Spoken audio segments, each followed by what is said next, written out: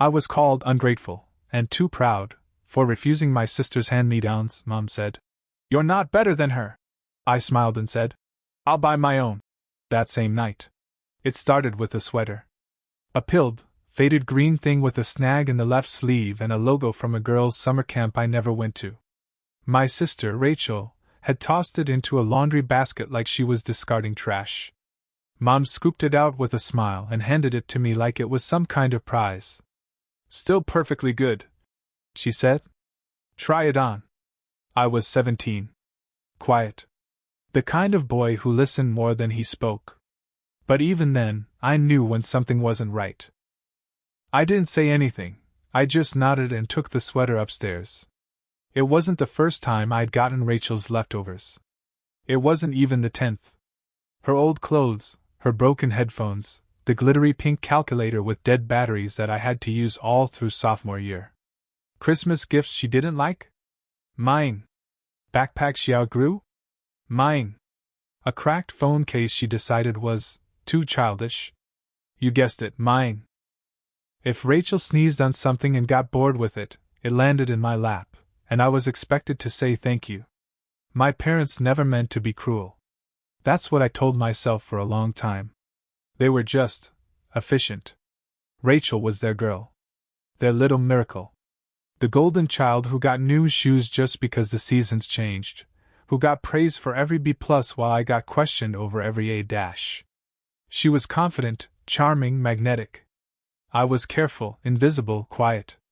She sparkled. I stayed out of the way. But the thing about staying quiet is, eventually it builds. And it was just a matter of time before I reached my breaking point. And that point came the summer before I turned 18, on a sticky July evening in our cramped, overheated living room. That sweater? It came back. That evening, Mom had laid out a pile of Rachel's old clothes on the coffee table, jeans with frayed hems, a pair of sneakers with mismatched laces, and yes, the infamous green sweater. She didn't even look up when she said, These still have a lot of wear in them. You can use them for school. Rachel was sprawled across the couch like royalty, texting, barely containing a smirk. I looked down at the pile. A shirt with her name sharpened on the inside tag. A skirt. A literal skirt. I'm not wearing these, I said, calm even. No drama. No shouting. Mom blinked at me, like I'd just spoken in a different language. Excuse me? I met her eyes. I said I'm not wearing these.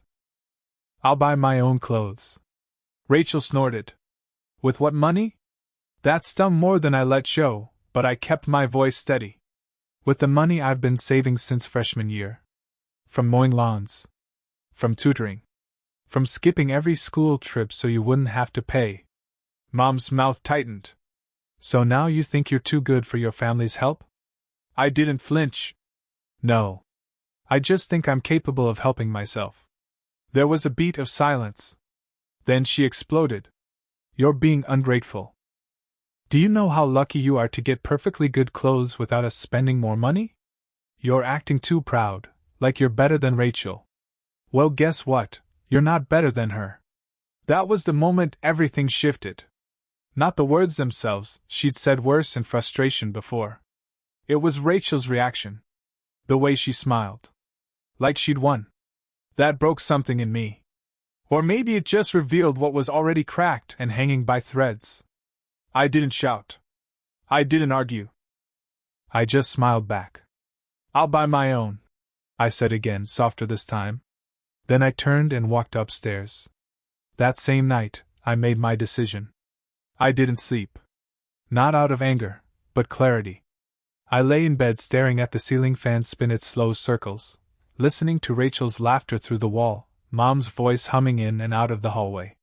They sounded like a family that had already decided who was in and who was out. And I was out. That part had never been said out loud, but it was stitched into every moment, every birthday where Rachel got gifts in shiny paper and I got a reused card with a 20. Every time I cleaned the dishes Rachel left behind because she's got a lot on her plate right now.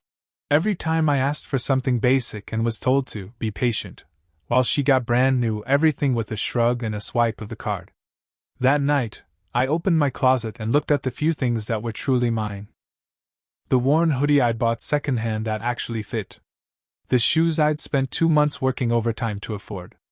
The stack of notebooks under my bed filled with sketches and job ideas and quotes I'd collected over the years like armor. I pulled out the envelope from my desk drawer. I'd been saving since I was 14. Odd jobs. Birthday money I never spent. Even the prize money from that school art contest nobody in my family came to see me win. Inside that envelope was $3,420. And a folded acceptance letter to an out-of-state trade school. One I hadn't told anyone about. I had applied in secret. Got in. Deferred my start date once already. I was planning to go next year, after I turned 18, after I could move out without conflict. But as I stood there that night, something inside me whispered, why wait? Why keep playing by their rules when they had never followed the ones that protected me? By morning I had a plan. I left before sunrise. No dramatics. No slammed doors. I didn't need an audience.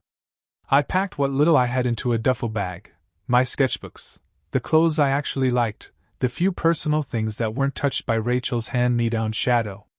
I left behind everything they had given me, every cast-off, every "You're lucky to have this." I wrote a note and left it on the kitchen counter. Not for guilt. Just clarity. Mom, I've enrolled early and moved out. I appreciate the roof you gave me, even when it never really felt like mine. You don't need to worry about me anymore. I'll pay my way, like always. Take care. Caleb. That's my name, by the way. I don't think I said it yet. Funny how often I've been talked over or talked down to, even in my own story. Anyway.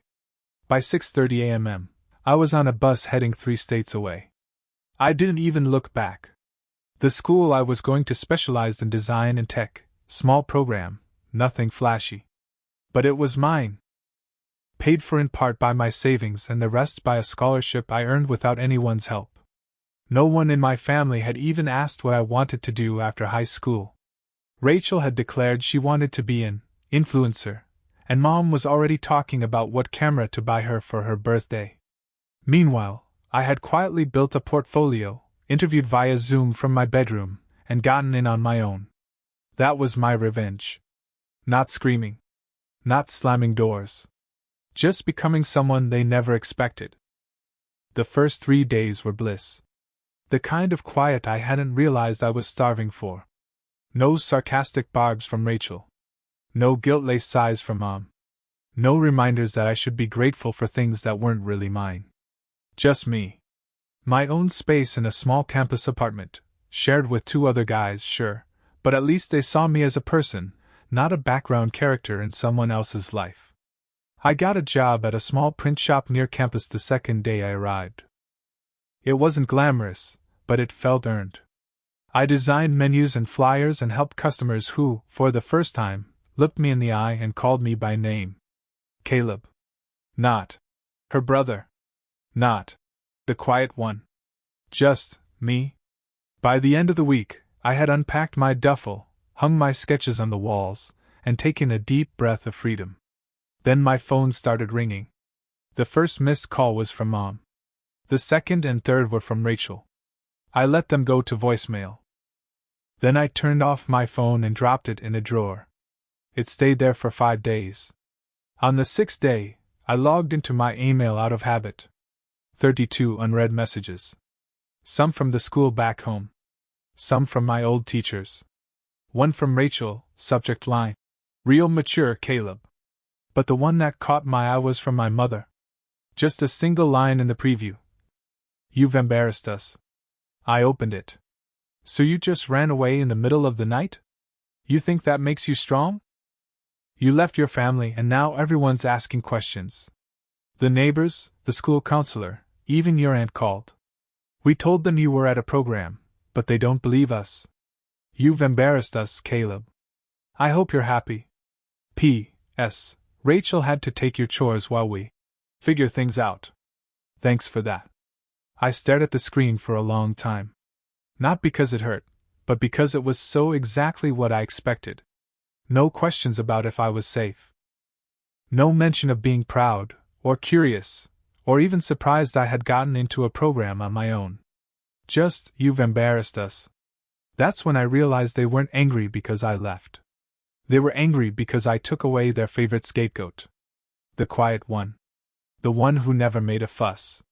The one who made their favoritism easier to justify because I never stood up and said, "No more." And now that I had? They didn't know what to do, so they called it an embarrassment. But in truth, it was just exposure. 2 weeks passed. 2 quiet, powerful weeks. I didn't respond to their messages. Didn't check voicemails. Didn't feel the need to explain. I had explained myself my entire life. And now, I let silence speak. But word spreads fast in a small town, especially when someone like Rachel is involved. See, she had always been the narrator of our family. The version of events people heard? It was hers. She made herself the hero, the victim, the shining example. I was the moody brother. The one who never wanted to join in, who couldn't take a joke, who just didn't get how close-knit families worked. But now I was gone. Vanished, really? Left behind a note, and nothing else. That scared them, not because they were worried, but because it made them look bad. People started asking questions. Where did Caleb go? Why did he leave so suddenly?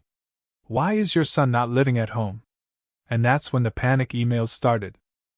Can you at least tell us where you are? Your grandparents are asking. What should we say? Rachel is having a hard time dealing with this. She's been crying. That last one made me laugh. Not because I didn't believe it, but because I did. Rachel wasn't crying out of regret. She was crying because she lost her leverage. Without me, the comparison game ended. She wasn't the hard-working daughter anymore, just a girl with a closet full of things and no one to one-up. Then something unexpected happened. I got a message from Mr. Dalton, my old art teacher. Heard you finally went after what you wanted. Proud of you. Also, small-town rumor mill says your mom's been telling people you ran off after a fight. Just figured you should know. I stared at that message for a long time. Then I smiled. And hit reply. Thanks, Mr. D. That means a lot. Actually, I'm enrolled in the design program at Blackridge Tech, got in on scholarship. Been working at a local print shop here. I'm doing good. Better than I ever was at home. 5 minutes later, he posted a photo on Facebook. It was one of my old sketches, an abstract cityscape I did during junior year, and his caption read, "Proud of my former student Caleb, who just started a design program at Blackridge on scholarship." Small town kid with big talent, proving that quiet persistence beats noise any day. That post exploded. Comments from classmates. From neighbors. From people who barely knew me but remembered seeing me around. They had no idea I had been working toward anything. They just thought I was the quiet one. Rachel commented, too. Nice of you to finally say something. Could have at least told your family. But hey, enjoy your little art hobby. Mr. Dalton replied to her comment, not mine. Respectfully, Rachel, what Caleb's doing takes real talent, discipline, and courage. Let's be proud of people when they find a path. Even if they had to walk it alone. That was the moment it shifted. She deleted her comment an hour later. And my mom? Well, she tried damage control. Called Mr. Dalton. Told him she was deeply hurt by the implication that she hadn't supported me. He didn't back down. He told her the truth. I had supported myself. And everyone in town knew it now. Their story had unraveled. Their golden child narrative? Cracked. And I hadn't said a single cruel word. All I'd done was leave. And succeed.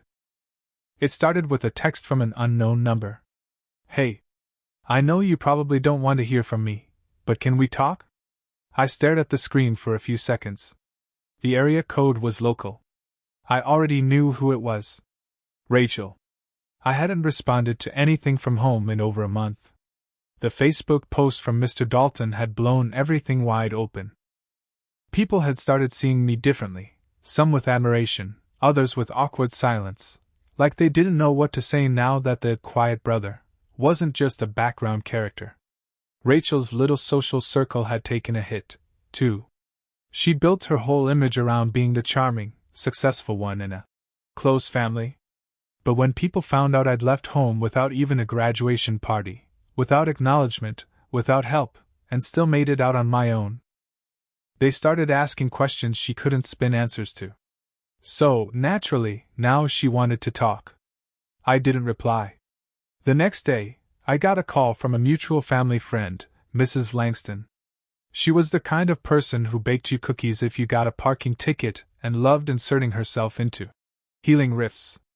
"Caleb, honey," she said, voice syrupy sweet. "I ran into your sister at the grocery store. She looked just devastated. Said she's been trying to reach you. Poor thing." I stayed quiet. "She says she's proud of you? That she brags about you all the time. I just thought, well, maybe you'd consider letting her apologize? Your family, after all." I smiled, but not for the reason she thought. It was fascinating how quickly people forget who was doing the damage when the victim starts thriving. When I was silent and miserable, nobody called to ask what I needed. But now that I was doing well? Now they were worried about Rachel's feelings. I didn't tell Mrs. Langston anything. Just said I was busy with school and thanked her for calling. But Rachel didn't stop there. She sent an email next. A long one. The subject line read, "Maybe we could start over." It started with fake humility. "I know I haven't always been the best sister. I probably said things that hurt you, and I can admit that now. I guess I just didn't realize how hard things were for you." Then came the pivot. "But you also have to understand what it was like being the one Mom expected everything from. I wasn't always the favorite, I just knew how to handle her better." Then the reach. "Anyway, I was wondering if maybe you'd want to come home for Thanksgiving? Mom really wants to see you. She's been trying to think of a way to make things right. Maybe we could do something small. Just us." I read the email 3 times. Not once did it say I'm sorry. Not once did it say you didn't deserve how we treated you. Just, I was under pressure too. And come back so we can feel better. I didn't respond. But I did do something else. I posted a photo on my social media. It was a quiet picture, just me in the print shop, holding one of my designs. A folded brochure with clean lines and crisp fonts. Behind me was a bulletin board filled with other things I'd made. The caption said, "Started from hand-me-downs. Now I designed my own." It wasn't aimed at anyone. But everyone who needed to see it did. The likes rolled in. So did the messages, from classmates, from old teachers, even from people I barely knew in high school. "Didn't know you were so talented, man. This is sick. Keep going. Proof that quiet kids run deep." Rachel didn't comment. But I got one final email from my mom a few days later. It was short. No greeting. No warmth. "If you're done making us look bad, maybe you could remember we're still your family. One day, when you have kids, you'll understand how hard parenting is." That was it. No reflection. No remorse. Just deflection. So I wrote a reply. "If I ever have kids, I'll make sure they know they're loved for who they are, not for how well they play a role. And I'll make sure they never feel like someone else's worth decides their own. I'm not coming home. And if anyone asks why, you can tell them the truth. I left because I was invisible. I stayed away because I finally saw myself. Don't worry though, I'm doing just fine." Then I hit send. And just like that, I was free. A week after I sent that email, I got a message from my cousin Grace. "Hey. I know things have been rough, but just wanted to say I see you. And you're right, by the way. We all saw it. We just didn't say anything. I'm sorry for that." That one hit different. Grace had always been quiet like me, living in Rachel's social orbit, nodding through family dinners, laughing politely at Mom's digs at me. But now, she saw the shift. She saw the truth unraveling. And she wasn't the only one. I heard through a friend that Mom had tried to throw a small family gathering and only a handful showed. Rachel's usual crowd had started ghosting her too, Apparently, people didn't appreciate being told to admire someone who ridiculed her own brother for not wearing, pretty enough, hand-me-downs. The golden child shine was fading. Their power was built on a lie, that I would stay quiet forever. But silence doesn't mean weakness. Sometimes, it's just the sound of someone getting ready to leave the room. It was mid-December when I got the letter. Real mail, handwritten, folded neatly in a cream envelope. No return address, but I recognized the handwriting immediately. My mother's. Neat, careful cursive, like she was trying to prove she still had control over something. Inside were 3 pages. No apology. Not really.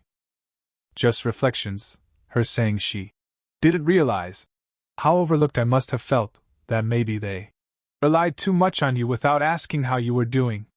She said Rachel was struggling, now that people had seen a different side of her, and she hoped I'd come home for Christmas so we can begin to heal. But that was the thing. I had begun to heal. By leaving. I folded the letter and set it on my desk. I didn't throw it away. I didn't need to. It didn't weigh anything anymore. Instead, I turned back to the piece I was working on, my final project for the semester. It was a poster. Simple, clean, bold text over a quiet background. It read, "You don't have to go back to the place that broke you just because they finally noticed you're gone." And at the bottom corner, almost invisible unless you looked closely, was a tiny green sweater. Torn sleeve and all. Christmas morning came and went. I didn't go home. Instead, I spent it in the quiet warmth of my apartment, string lights draped along the window, a cup of black coffee in hand, and a call from my roommate's family who insisted I was welcome to join their dinner. If you're not sick of hearing people laugh. I wasn't. I went. I laughed, too. There were no sharp remarks. No comparisons. Just a table full of people who didn't know the version of me that lived in the background. They only knew this one, the kid who had made something of himself. That night, I sat down at my desk and wrote a letter of my own. Not to send, just for me. You are not selfish for leaving people who only loved the version of you they could control. You are not cruel for refusing to play the role they wrote for you. And you are not alone. You never were. You were just waiting for the right room to speak in. I folded it, tucked it into the back of my sketchbook, and exhaled. Sometimes revenge is loud. Sometimes it's flames and fury and shattered glass. But sometimes it's simply this. A boy who was handed his sister's old life deciding he'd rather build his own. And doing it. Quietly. Successfully. Proudly. Not to prove he was better. Just to finally be free.